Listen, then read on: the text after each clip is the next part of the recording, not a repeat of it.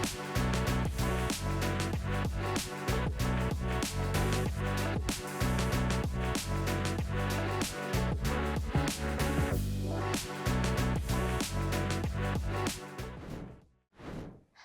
guys, welcome back to the Raven in Real Life show, and I've got an exciting segment, or 3 exciting segments today.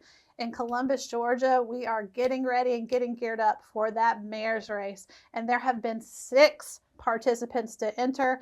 This is a historic election right here. There's a lot of different reasons for that, but without further ado, let me introduce you to my very first guest, Dr. Jaketra Bryant. So thank you so much for being here and agreeing to do this with me today. Thank you. Thank you for asking. So what I've decided to do, and the way I wanted to bring this to the community, is I wanted to ask all candidates the same question and just give you guys a fair chance to answer them without being interrupted or debated. So I'm going to go through the questions and you just answer however you like. We got about a little under a minute per question. All right. What do you believe the role of a mayor should be, and how would you approach the responsibility? Yeah, I actually love that question.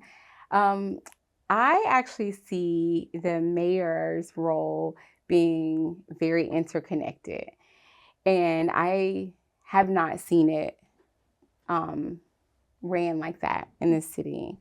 And so I moved to Columbus like 7 years ago, and one of the things I was super excited about when I got here with my son is that we saw everyone twice. Yeah. And so I thought that was like so cool because we came from Atlanta. So when we ran into someone at Publix that we just saw at church or that we just saw somewhere else, we were like, oh my goodness, like this is like community. And we fell in love with that. And as the years have gone by, that's faded. So when you look up the mayor's responsibilities, not only is it about like programming and budgeting and overseeing departments, but they also are in charge of selecting advisory. Mm-hmm. And so the advisory selects like these positions that run the city. And so I feel like the mayor should be very interconnected inside of those roles. Right. And that is going to make the mayor build and be a part of the community. You'll help people to know their neighbors again. Yes. All right. So in your opinion, what is the single biggest issue facing the city today? And what is the first step that you would take to address it? Again, it's so hard to name the single. I'm going to try. I think the single biggest issue is one that the voices of our neighbors are ignored. That and the mental health crisis. And so I'm going to combine those two. And I think that because the voices have been ignored, we are in a mental health crisis. Okay. One's feeding into the other. Yeah, one is coupled with the other. And so the first thing I'll do is like, besides redirecting funding to the right departments and getting the right cross collaboration, whether that's actually hiring like different agencies and making sure the right ones are actually doing the right services and putting in the right diversion programs and reentry programs. But it's also training in the people that are currently in leadership, okay. Whether that's the city officials currently, the new city elected, but actually doing some professional development because there are too many biases that are causing too much friction. Okay. What specific work have you already done in the community that shows that you have commitment to it beyond this campaign? Yeah. So my current team looks like Columbus. Like there is a Latina woman who's Muslim. There is an Asian man. There is an LGBTQ person. There is my son who is on my team who's 18 years old. I have CSU interns. I am doing student ambassadors with the high schoolers for civic engagement. Literally, it's the cross collaboration now. And then not only is it that, I am a behavioral health coalition member for mental health as an advocate, going to the Capitol to address policy and talking to legislation. Nice. And I'm the only mayor candidate that goes to protest. I know that can be controversial. Yeah, but and I'm the only one I'll go. So all about the diversity on your team. Okay, all right. If elected mayor, what actions will we see from you in the first 100 days? And what's one of the measurable changes that residents could expect to see in the first 2 years? Yeah. So a lot of my initiatives are like, besides the mental health focuses, like we need to really address that. Like, so I'm a mental health clinician as well as like my PhD in like leadership. Yeah. And so the mental health clinician in me definitely sees that the city is struggling. So one is we do not have the resources that are here. And so like from homelessness to the jail to just the community, there's just not enough. And so streamlining and redirecting services to creating a actual like program diversion, and then from those phases, like from inpatient hospitals to community like resources, Yeah. and then addressing the homelessness, like creating an actual like transitional housing, and then literacy. Our kids do not know how to read, and so I would love the classrooms and the teachers to have the funds available for crisis response, classroom management, and the resources, so they don't feel as if that they are like bombarded with not only the social emotional needs of the kids, but they can actually like be like supported. And okay. So, what is one decision that you've seen either our current administration doing or a past one that you think it could have been done a little bit differently, and how would you have approached it? Yeah. Oh my goodness. I have seen them make decisions without everyone. So like one of the things that I found is like there is like meetings outside of those meetings, and then outside of those meetings. And so I would actually like see them bring the city council meetings and those outside meetings to the public, Okay. and stop the outside, so that people can actually make decisions, rebuild the trust, Mm-hmm. and take some accountability. And I'll put a mayor's like tracker in. Okay. And why are you personally running right now? Yeah, I'm running right now because like when you look at the statistics of our like community, you see mothers, you see women, you see families, you see women of color, you see single mothers, like you see just my background. You see people who have mental health needs. Like, and so like, I don't think that they've had representation that looks like that. And representation matters because if you don't, you do leave people behind. Yeah. And that's what we're seeing. Well, very last question, and we just have a few moments to wrap it up. Outside of politics, what experiences in your life have prepared you for this? Yeah, outside. Being a mom. I was a single mom for like, when my kid is now 18 years old, he's a senior. So like, just raising him. So like, I've experienced like just academic biases. Like, when we first moved here, we experienced some biases, like, of people just kind of projecting that like, oh, like he has behavior problems, but it turns out he actually had a learning disability of processing. Okay. And so he actually now is in Rainey about to like go to SCAD, one of the top 2 schools in the United States. Okay. So just being able to like pause, pay attention, be more creative. So that was an experience that fueled me in education. Wow. And being a therapist. So those things like, they matter. Yeah, they really mattered. Well, congratulations. Thanks. Good job, Mama. Good. And you guys, just remember, Dr. Jaketra Bryant, she's the very first, this is historic, yes. The very first African-American woman to ever qualify and be placed on the ballot. Yes. All right, you guys, we'll be right back. And after this break, we'll have another candidate in the hot seat. Doctors are on call to make sure you're performing at your best, and 1 Hour Heating and Air does the same for your HVAC system. As the white coats of the industry, we start with a full system interview to find the right solution for you. From repair to replacement, 1 Hour customizes your plan with 30 years of experience and service. Call today to become a member and enjoy a yearly maintenance plan for safe, reliable comfort. 1 Hour Heating and Air, always on time, or you don't pay a dime. When you care for someone, they are always on your mind. When they hurt, you hurt. And when they need you, you'll be there. And as time runs out, it may be tough, but you do it anyways because you are a caregiver. Make these days the best days, for soon they will be gone. Columbus Hospice, taking care of patients and their caregivers since 1979. I think that's a great deal. Dee, what you think? Oh, I love it. Great job. Here at Radiant, we value collaboration over competition.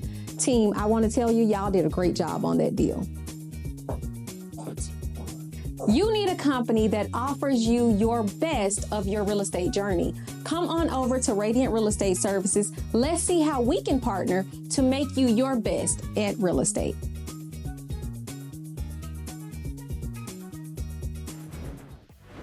All right, you guys, welcome back. And I'm now sitting here with the Mark LaJoye, who is, you're our second person in the hot seat. Awesome. And I'm going to go through and ask you the exact same questions if you're up for it and ready. Sure. All Go right. ahead. So first off, what do you believe the role of a mayor should be, and how would you approach that responsibility? You know, that role is pretty defined in the city charter. I mean, there's nothing more that, it's in black and white. The mayor oversees all the directors, public safety directors, the fire department, police department. The city manager actually works for the mayor. Yeah. And that seems to be part of the problem. Part of the problem was that the mayor was not doing in his function and role as the city manager, but it's definitely spelled out in the city charter. There's no left or right on that. It's in black and white. Mm-hmm. And so my job would be to oversee what the city manager does. The city manager's job, and that hopefully will be, as a mayor, will be in the selection process for that and make sure we have a competent person that's going to be in that position. And I shouldn't have to oversee too much as a city or as a mayor. Mm-hmm. The city manager should be in his role and what he's supposed to do. So I think it's important that we select the right candidate for the right position. So Okay. In your opinion, what is the single biggest issue that's facing our city today, and what's the first step that you would take to change it? Wow, there's so many. I mean, where do we start? First of all, the single biggest issue I believe is talking about our crime that's in Columbus, and you know that's my main number one priority is the climate. What's happening with the crime in Columbus? We had 71,000 total gang members in the whole state. Oh wow. That was then.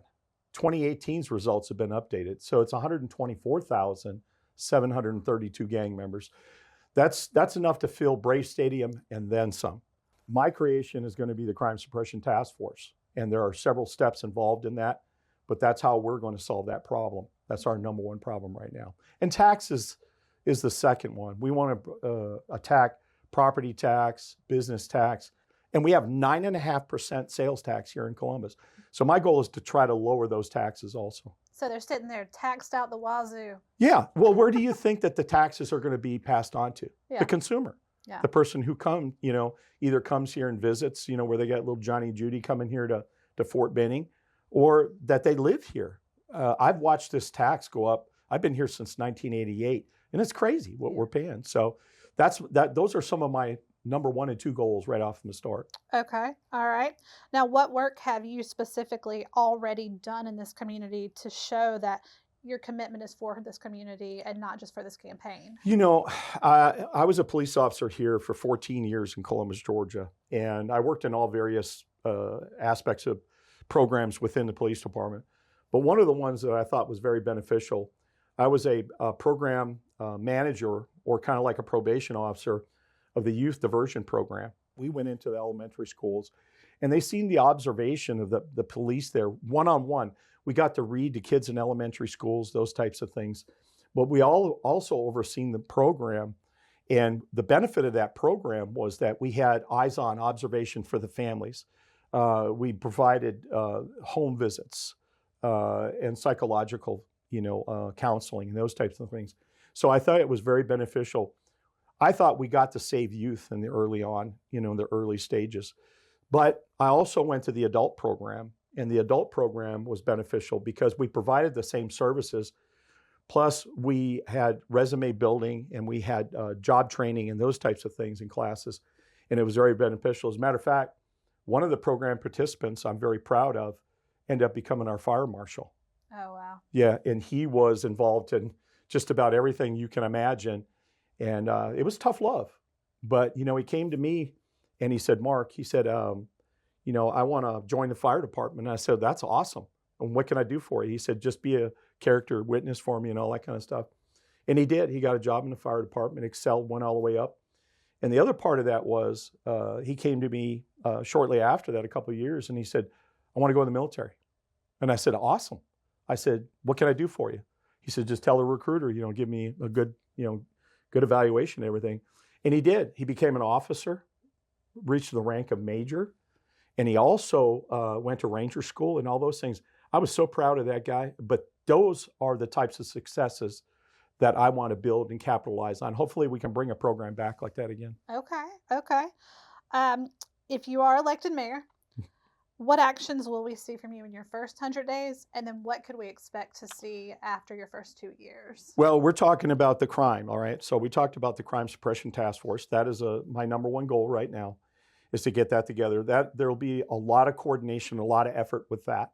So we will do that, and then we'll start looking at reducing the taxes, the sales tax here in Columbus. Those are some of the things that I want to tackle off from that. And the second part of that is that I'm going to reopen the investigations to the finance department. I'm going to do a forensic audit of all agencies within the Columbus Consolidated Government. I don't want to take that government over knowing that there's something nagging behind me. Yeah. So that's what we're going to do. We'll conduct those investigations. We'll reopen the finance department investigation with an outside agency. I want the public to get the answers that they need. Okay. And then what's one decision that our current or past leadership has made that you believe could have been handled differently, and how would you have approached it? The baseball park. Okay. The baseball park. That was such a fiasco. It was horrible because the fact that the public didn't get buy-in on that. It wasn't put up for public vote or referendum. Yeah. That's crazy. They just did this all behind closed doors and then live with it. And that's the worst part, is that we should allow our taxpayers to have buy-in on anything that we're going to spend a large amount of money on. So that was one thing. The other one was the finance department fiasco. Okay. That could have been handled a whole lot differently, and it wasn't. Should have been given to an outside investigation organization so that they could get the answers. We still don't have the answers. Where's $45 million? It's either we had it accounted for, we don't have accounted for, it's all there. I mean, there was people charged, the statute of limitations went out on it. Just a total mess. Okay. And then why are you personally running right now? You know, this is a leadership challenge for me. You know, in the military, I was a senior leadership position. I was an interim command sergeant major of a special operations battalion. And, you know, I've managed excess of 500 personnel. I've managed more than $1 billion in resources and assets. And this is just another level of a challenge for me. And so that's why I want to do good things for the taxpayers in Columbus, like cut taxes and, you know, just make our community safe. And I think it takes a person with the leadership traits and abilities to do that. Yeah. And the very last question, and we're running out of time, but we're going to get it in there. Outside of politics, what experiences in your life have prepared you to lead the city? Well, again, the military for over 41 years. Yeah. You know, military leadership, civilian leadership comes from military leadership. So, you know, we taught the civilians how to be leaders. So I come in fresh with that education and that background, ready to do the job. Okay. All right, you guys. So military experience, law enforcement experience. If that's what you want, check it on the ticket. Absolutely. Mark LaJoye.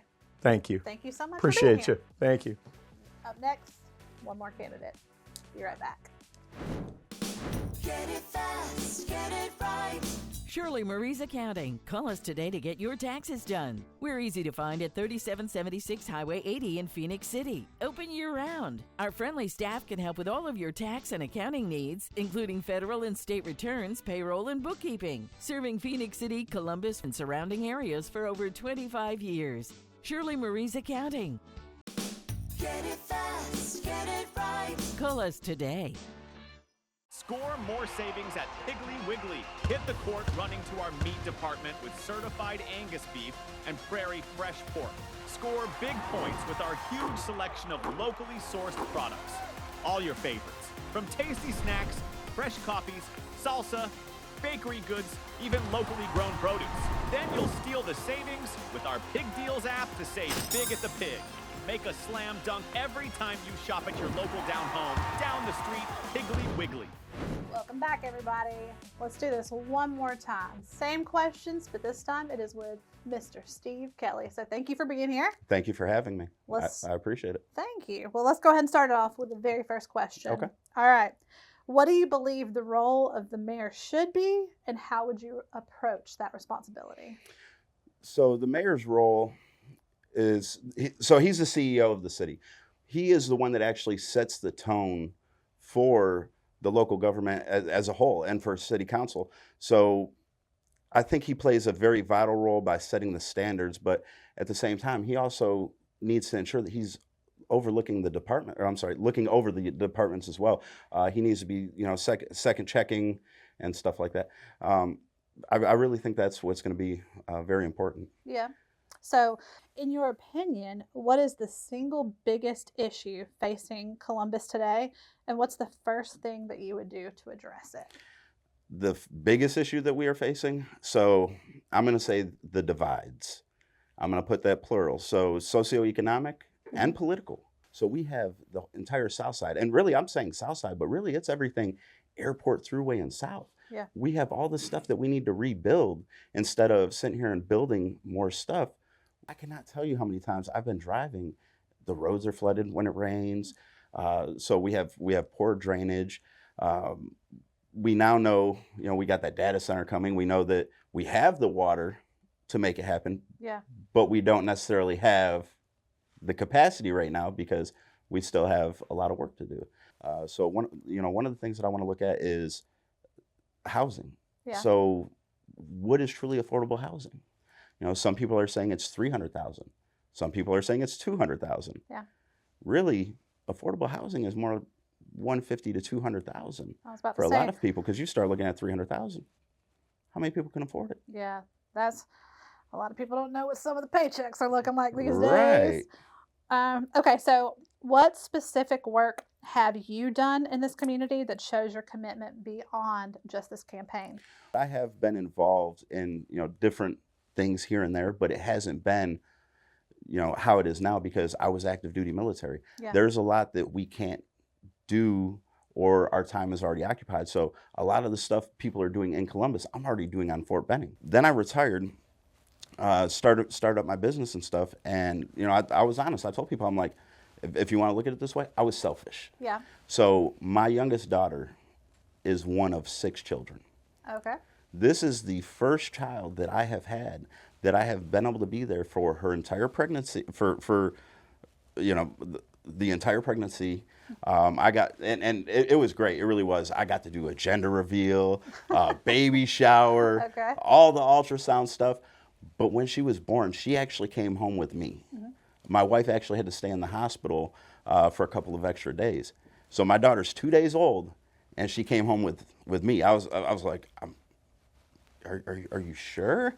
But no, in all seriousness, I was perfectly comfortable with it.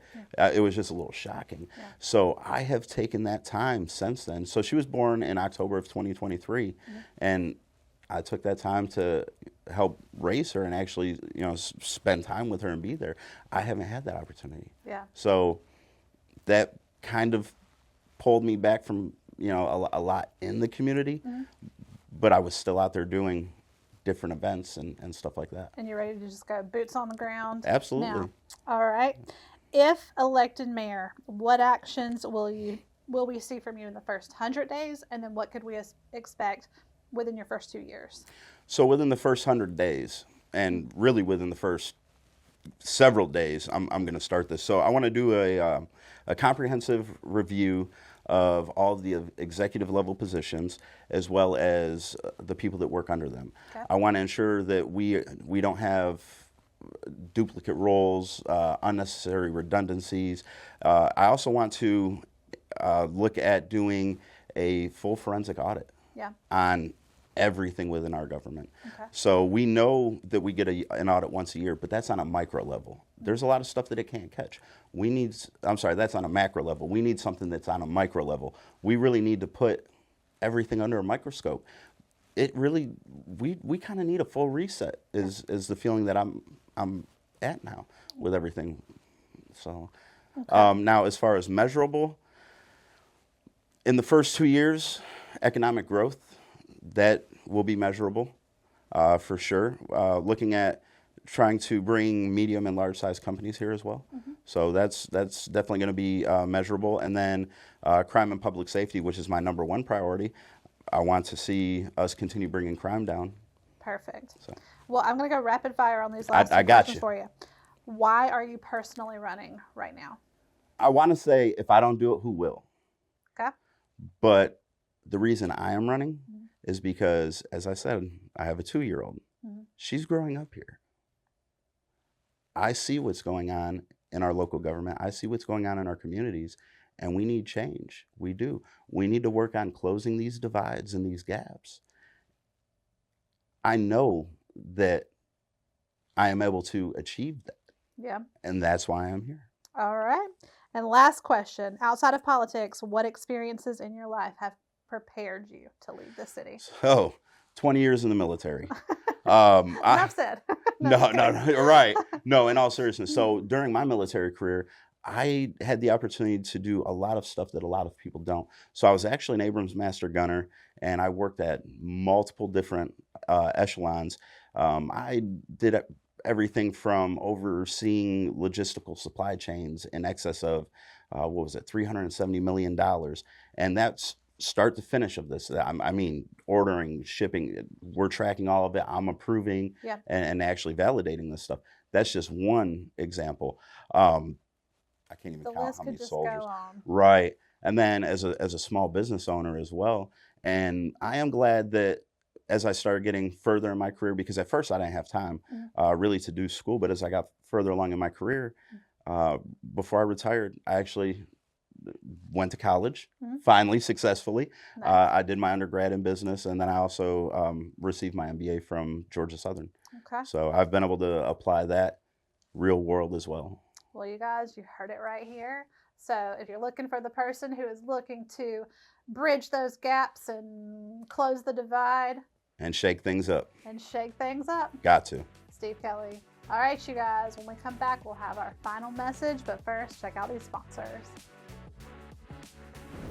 Network live and in person at the free Unity with Pam Business Showcase and Job Fair, Columbus's growing community event bringing together businesses, healthcare providers, veteran services, and entrepreneurs all in one place. Free blood pressure checks, over 100 job opportunities, health resources, live radio remote, March 23rd, 4 p.m. to 7 p.m. at the National Infantry Museum in Columbus, Georgia. Call 706-325-6282 for details.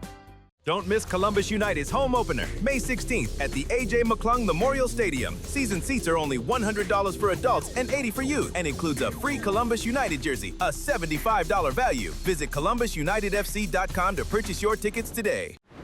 All right, you guys, that's it for today. There's our first 3 candidates. And for me, it doesn't matter who you vote for, just get out there and vote.